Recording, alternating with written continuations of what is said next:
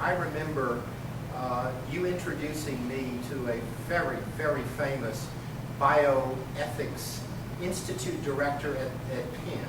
Art Kaplan. Art Kaplan, if there is an medical ethics issue or bioethics issue playing out on the national scene, Art will almost always be interviewed by all of the major networks.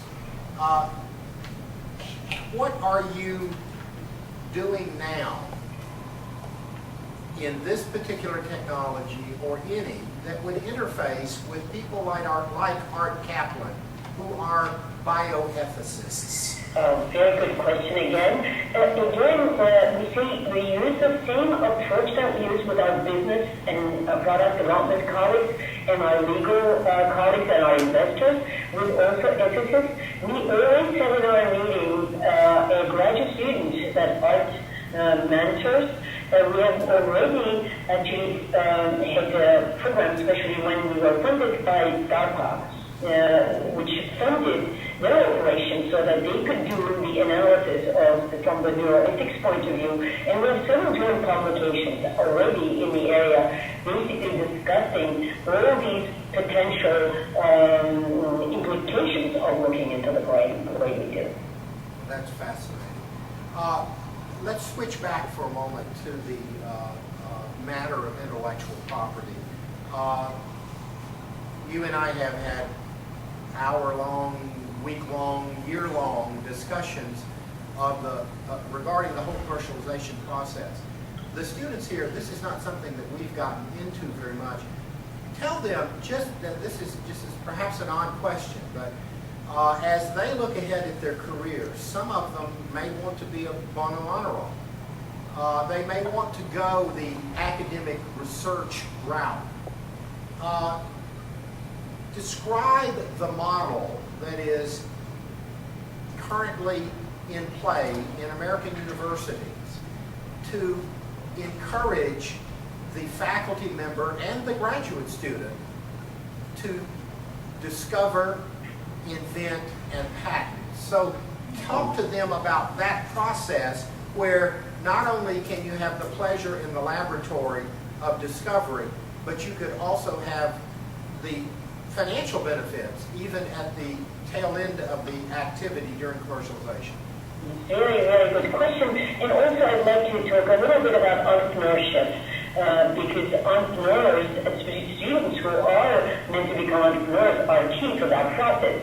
Most of our startups are started by our own students who have become entrepreneurs, who have worked on the technology and who have become entrepreneurs. So if you can imagine, they need to understand intellectual property because it is the first step in giving commercial value to academic discovery. Academic discovery doesn't have any commercial value until you disclose it through the legal process of patenting or copyrighting. You acquire a bit of commercial value. The commercial value is increased rapidly once this intellectual property then turns or becomes incarnated into a product, and that product then is to be developed.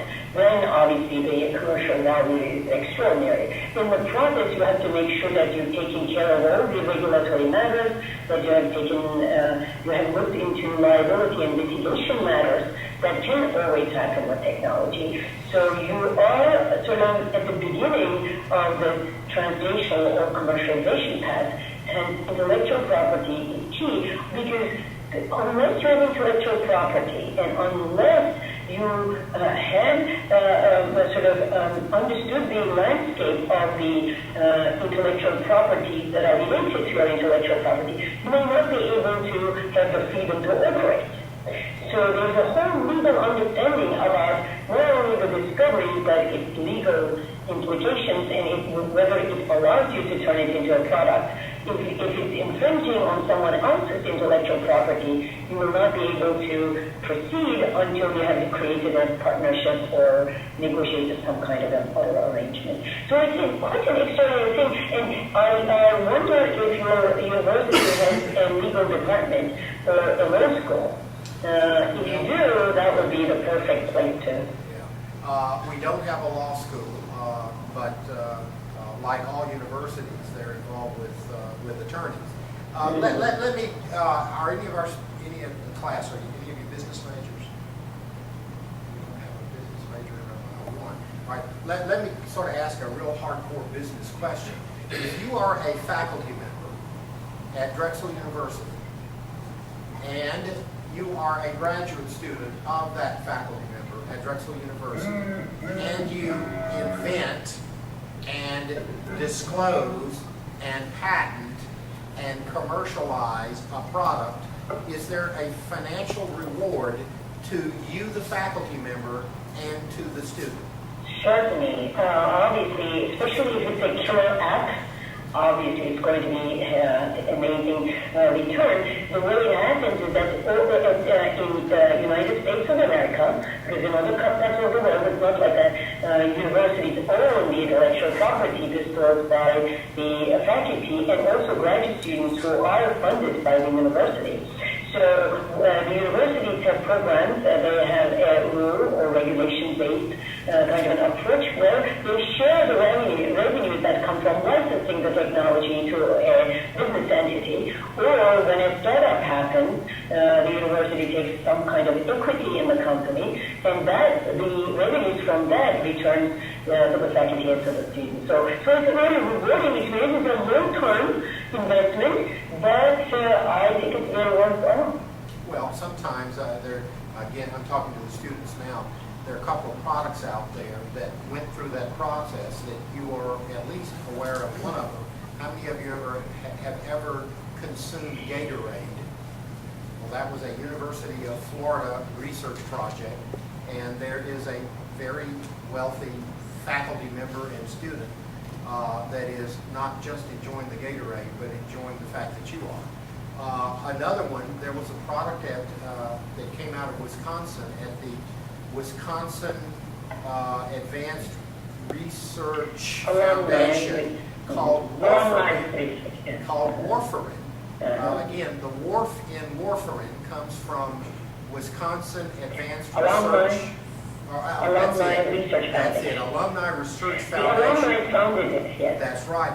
And it is also known as rat poison, and it is repackaged and renamed, and it's called heparin. So if you need a blood thinner, you basically take this product, which was invented by researchers at the University of Wisconsin.